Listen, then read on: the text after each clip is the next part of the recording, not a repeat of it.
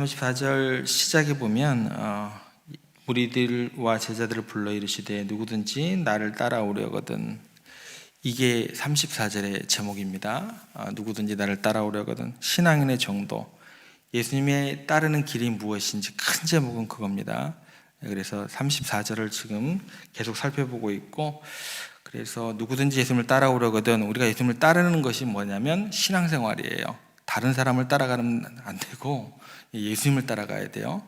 다른 어떤 물질을 따라가면 안 되고 예수님을 따라가야 돼요. 우리 신앙생활이 뭔지 34절에 다 담겨 있거든요. 34절을 앞으로도 몇 시간을 더 해야 돼요. 그러니까 예수님을 따라가는 것이 큰 제목입니다. 그리고 난 다음에 예수님을 따라가려면 어떻게 해야 되느냐, 그 첫 번째가 어떤 게 나오죠? 자기를 부인하는 것. 그래서 우리가 지금 자기를 부인하는 것이 무엇인지 살펴보고 있습니다. 지난 시간에는 자기를 부인하는 것이 정의가 무엇인지 라고 우리가 생각을 해봤습니다. 자기를 부인하는 것은 다른 종교에서는 이게 어떤 단계죠? 마지막 단계입니다. 마지막 단계예요. 다른 종교에서는 해탈이라고 그렇죠? 기억나셔야 돼요. 그냥 잊으시면 안 돼요. 다시 영상을 보시면서 계속 같이 따라오셔야 돼요. 그냥 막무가내로 그냥 이런 것이 이것거니 그렇게 따라오시면 안 돼요.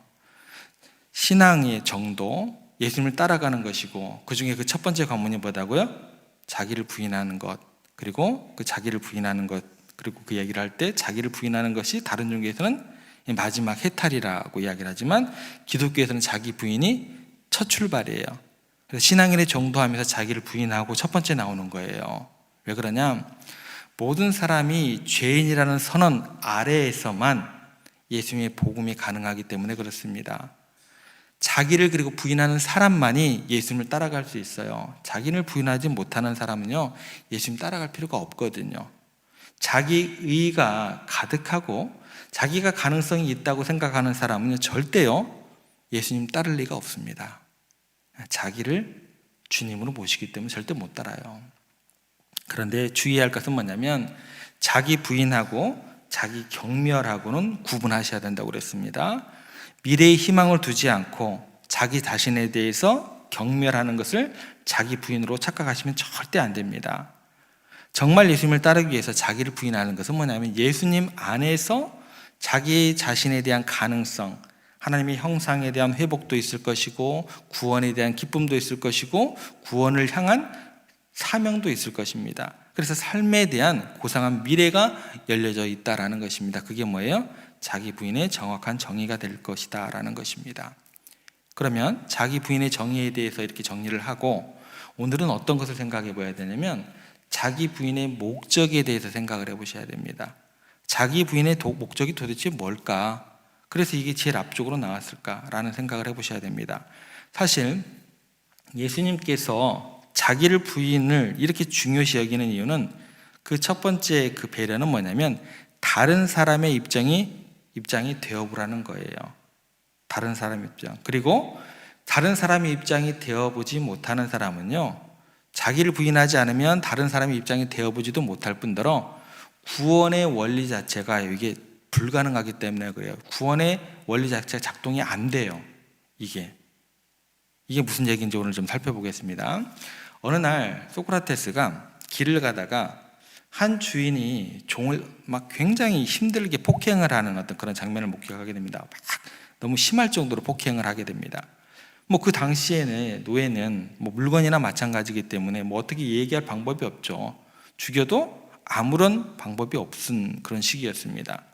그런데 소크라테스가 너무나 심하게 그렇게 폭행하는 장면을 보고 난 다음에 아니 왜 그렇게 종을 때리느냐라고 이야기를 했더니 그 주인이 이야기합니다. 이놈은 참으로 욕심쟁이이고 게으름뱅이이고 돈만 바라는 놈이고 참으로 어쩔 수 없는 아주 나쁜 놈입니다 하면서 그렇게 때린다라는 거예요. 그래서 소크라테스가 그 얘기를 듣고 그 주인에게 반문을 합니다. 당신과 종 둘 중에 어느 누가 많이 매를 맞아야 할 가치가 있는지 그대는 참으로 생각해 본 일이 있는가? 그때 당시에 종이 얼마나 욕심을 내면 욕심을 내겠어요.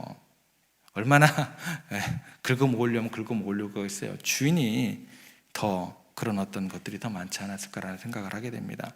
자기가 주인이기 때문에 무조건적으로 종은 나쁘다고 하는데, 솔직히 당신과 종과 누가 더 많이 맞아야 되는가 생각해 봤느냐, 한번 생각해 보라, 그런 이야기를 했다라는 것입니다.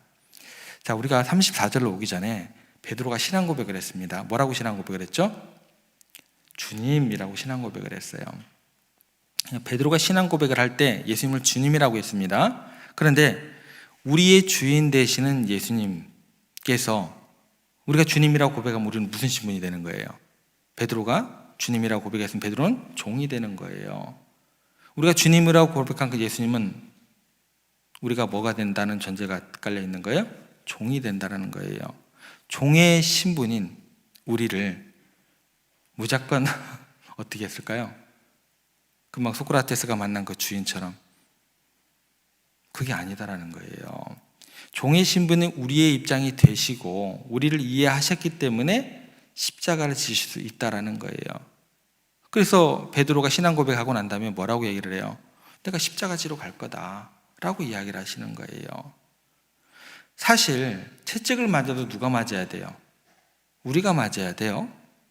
십자가에 못이 박혀도 누가 십자가에 못이 박혀야 돼요? 우리가 못이 박혀야 돼요. 우리인데도 불구하고 예수님은 우리 대신 자기를 부인하셨기 때문에 우리 죄를 짊어지시고 우리의 입장을 이해해 주셨다라는 거예요. 그래서 예수님께서 십자가 위에서 하신 말씀이 아버지 저들의 죄를 사하여 주시옵소서 자기들이 하는 일을 알지 못함이니이다. 십자가에 죽어 가시면서도 자기를 부인하셨기 때문에 자기를 못 받고 저주하는 사람들의 입장을 생각하신 것이다라는 것입니다. 그러니까 자기를 부인했을 때 비로소 다른 사람의 입장이 이해가 되고 그 사람을 생각할 수 있게 된다라는 것입니다. 너무나 많은 그리스도인들이요, 자기를 부인하지 않고 자기 긍정을 하면서 신앙생활을 합니다. 그러면 절대로요, 다른 사람의 입장 이해하지 못하게 됩니다. 심지어 예수님께서 어떻게까지 이야기를 하시냐면 원수를 사랑하라 라고 이야기를 했습니다. 그런데 이 원수를 사랑함의 가장 기초적인 작업이 뭘까요? 자기를 부인함이 있어야 다른 사람의 입장을 이해할 뿐만 아니라 긍정적으로 원수들의 입장도 이해하게 되고 궁극적으로, 그리고 예수님처럼 저들의 죄를 사하여 주시옵소서라고 원수들까지 품게 되는 그런 마음이 우리 가운데 싹트게 되는 것입니다. 그냥 원수를 사랑하는 게 아니에요.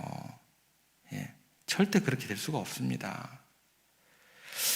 예수님께서 마태복음 5장, 6장, 7장에서 산 위에서 설교를 하십니다. 이걸 뭐라고 얘기를 하냐면 산상수훈 또는 산상설교라고 합니다. 이 설교를 하신 이유는 뭐냐면 하나님의 백성들이 세상 사람들과 태도나 방법을 세상 사람들에게 본받지 않고 하나님의 법을 따라 살도록 하기 위해서 그 설교를 하셨습니다. 그런데 예수님께서 전하신 산상수의 내용이 굉장히 많습니다. 5장, 6장, 7장까지 다 있으니까 얼마나 많겠어요. 그런데 그 설교의 전체 핵심이 뭘까요? 다른 사람의 입장을 이해해 주라는 거예요. 다른 사람의 입장에서 생각하라라는 게 그 설교의 핵심입니다. 그 설교를 읽고 나면은요, 우리 가운데 굉장히 특이한 현상이 일어나게 됩니다. 그 현상이 뭐냐면 상대편의 입장에서 자꾸 모든 것을 바라보게 되는 아주 이상한 습관이 생기게 됩니다. 그래서 이것은요, 세상 사람들은 도저히 이해할 수 없는 삶의 유형으로 자리하게 됩니다. 그래서 뻔히 알고 있으면서도 크리스찬들은 당하는 그런 모습들이기 때문에 어쩌면 이 모습 자체가 어떻게 보이냐면 세상 사람들이 보기에 약해 보여요. 약해 보이기도 하고 멍청해 보이기도 하고 상당히 많은 오해의 삶을 살 수밖에 없는 내용들이 5장, 6장, 7장에 쫙 깔려 있습니다. 왜냐하면요, 일반 사람들은요, 자기를 부인하지 않고 자기를 긍정하면서 자기 중심으로 모든 걸 해석하는데 크리스찬들은 예수님의 말씀을 따라서 자기를 부인하고 상대편의 입장에서 늘 모든 것을 바라봐야 되기 때문에 그래요. 굉장히 차원이 틀린 그런 단계에 진입하게 되는 것입니다. 그래서 산상수훈의 그 내용대로 살아가기랑 굉장히 어렵습니다. 여러분들, 복음적인 삶을 살아가기가 여러분들 어려우신 거예요. 그래서 또 이게 노력한다고 다 지킬 것이 아니다라는 것입니다. 이것을 뭐라고 얘기를 하냐면, 이 법이 어렵긴 하지만 사도 바울에 의하면 오직 성령님 안에서 살아갈 때 이루어질 수 있는 천국을 소유한 사람만이 지키기를 간구하는 포기할 수 없는 아주 소중한 법이 된다라는 것입니다. 그래서 마태복음 5장에 시작할 때 뭐라고 얘기를 하냐면, 복 있는 사람은 손해보는 것이 아니다라는 거예요. 여러분들, 힘들지만 천국을 소유한 사람만이 지키기를 간구하고 포기할 수 없는 하나님의 백성들의 법이다. 복이 있는 사람들이 추구하는 법들이다라는 거예요. 이거를 오목둘 때하고 굉장히 비슷하게 생각을 하시면 됩니다. 제가 바둑은 잘 못 둬요. 아예 잘 모르지만 오목은 좀 잘 뒀던 것 같아요. 근데 그 오목을 잘 두는 방법은 간단합니다. 늘 상대편의 위치를 생각하면서 상대편이 있는 쪽으로 내 알을 두면 돼요. 내 것만 두려고 하지 않고 상대편 쪽에다 많이 두면, 그 한 가지 원칙으로 두게 되면 제가 많이 이겼던 것 같아요. 굉장히 중요합니다. 다른 사람의 마음을 이해하고 상대편의 입장을 고려하기 위해서는 반드시 뭐냐면 내 것을 부인할 수 있어야 돼요. 내 자신을 부인하기 위한 그런 먼저 모습이 있어야 된다는 것입니다. 그러면 결과적으로는 이기게 되는 확률이 굉장히 높습니다. 그리고 이 자기를 부인하는 것은 다른 사람의 마음을 이해하는 그 정도 영역에서 있으면 안 된다는 거예요. 무슨 원칙이 작동이 된다고요? 구원의 원칙이 되는 것입니다. 이 과정으로 밥을 나가는 거예요. 예수님이 우리를 구원하신 것은 바로 이 원칙이 적용된 것입니다. 예수님께서 우리의 입장이 되어 보셨기 때문에 우리의 사정을 아시고, 그래서 우리를 대변하여 하나님께 이렇게 고할 수 있게 된 것이다라는 것입니다. 다른 사람이 되어보는 것, 바로 그 대표적인 사건이 뭐냐면 성육신 사건입니다. 성육신 사건이에요. 그래서 예수님께서 실제적으로 우리의 몸을 입고 이 땅에 오셨다라는 거예요. 하나님의 아들로서 하늘 조자를 버리고 말씀이 인간의 육신이 되어서 이 땅에 오셨다는 것, 바로 이것을 의미한다는 것입니다. 그래서 빌립보서 2장 5절에서 8절, 굉장히 유명한 구절입니다. 이거는 기독론이 아예 담겨져 있는 거예요. 빌립보서 2장 5절 8절 말씀 이렇게 기록되어 있습니다. 너희 안에 이 마음을 품으라. 곧 그리스도 예수의 마음이니 그는 근본 하나님의 본체시나 하나님과 동등됨을 취할 것으로 여기지 아니하시고 오히려 자기를 비워 종의 형체를 가지사 사람들과 같이 되셨고 사람의 모양으로 나타나사 자기를 낮추시고 죽기까지 복종하셨으니 곧 십자가에 죽으심이라. 시작부터 뭐예요? 자기 부인이에요. 예수님의 사역 자체가 뭐예요? 자기 부인이 시작입니다. 크리스찬으로서 가장 먼저 해야 되는 그 모습이 뭐예요? 첫 번째 예수님을 따르기 위해서는 뭐라고요? 자기 부인이에요. 자기를 부인하는 이 원리에서 우리를 향한 하나님의 그 사역, 예수님을 통한 구원이 시작되었다라는 것입니다. 여러분, 그래서 하나님께서 뭐라고 얘기를 하시냐면, 하나님께서 이는 저가 우리의 체질을 아시며 우리의 진토임을 기억하시는도다.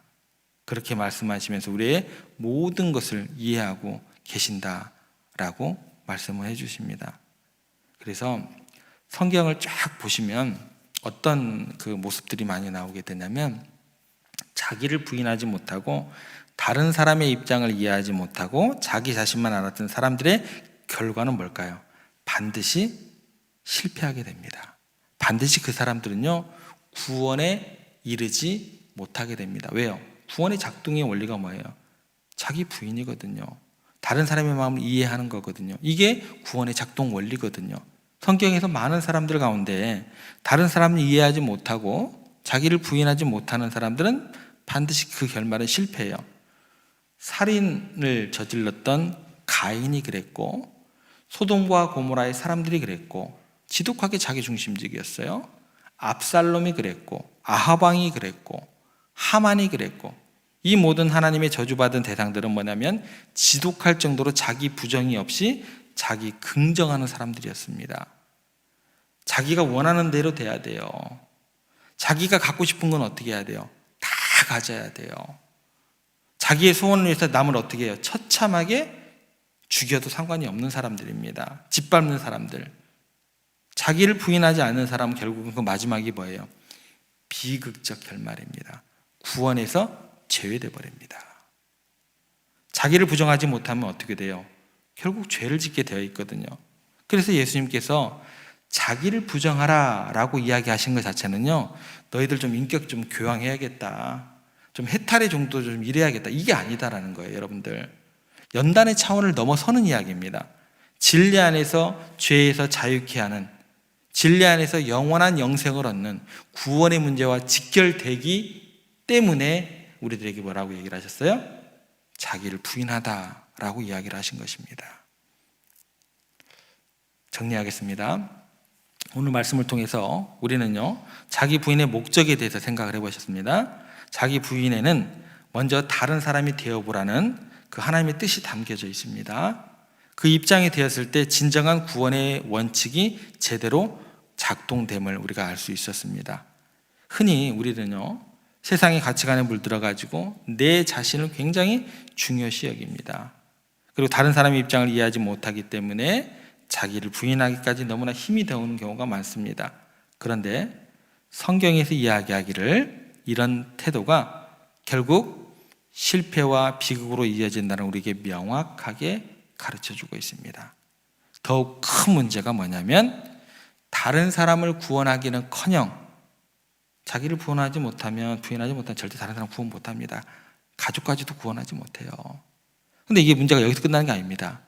다른 사람을 구원하기는커녕 오히려 내 스스로 뭐예요? 구원의 대상에서 멀어지게 되는, 벗어나게 되는 참으로 안타까운 일이 우리 가운데 일어나게 되면 우리가 꼭 기억하셔야 됩니다. 그래서 우리 가운데 예수님을 따르기 위한 첫걸음, 자기를 부인하라 하신 목적이 결국엔 구원의 문제까지도 직결되고 있음을 명심하시면서 자기를 부인하면서 다른 사람의 입장을 배려하고 바라보면서 존중하고 이해하며 사랑의 마음을 나누면서 이 자기를 부인하라는 것이 절대로 여러분들을 괴롭히기 위한 하나님의 그런 명령이 아닌 것을 기억하시면서 그 자기를 부인하는 그 말 속에 담겨있는 그 하나님의 사랑과 구원의 메시지가 담겨있음을 다시 한번 마음 가운데 간직하세요. 복음을 이상하게 곡해하면은요, 그건 사랑의 말이 아니라 무조건 뭐예요?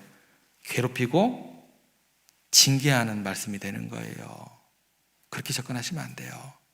그 마음 가운데 그 말씀 가운데 담겨 있는 하나님의 마음이 여러분들을 향한 하나님의 사랑과 구원의 메시지가 담겨 있음을 다시 한번 마음 가운데 새기세요. 그렇게 간직하시면서 더욱더 성숙한 믿음의 발걸음을 오늘 하루도 내딛게 되시기를 주님의 이름으로 축복합니다.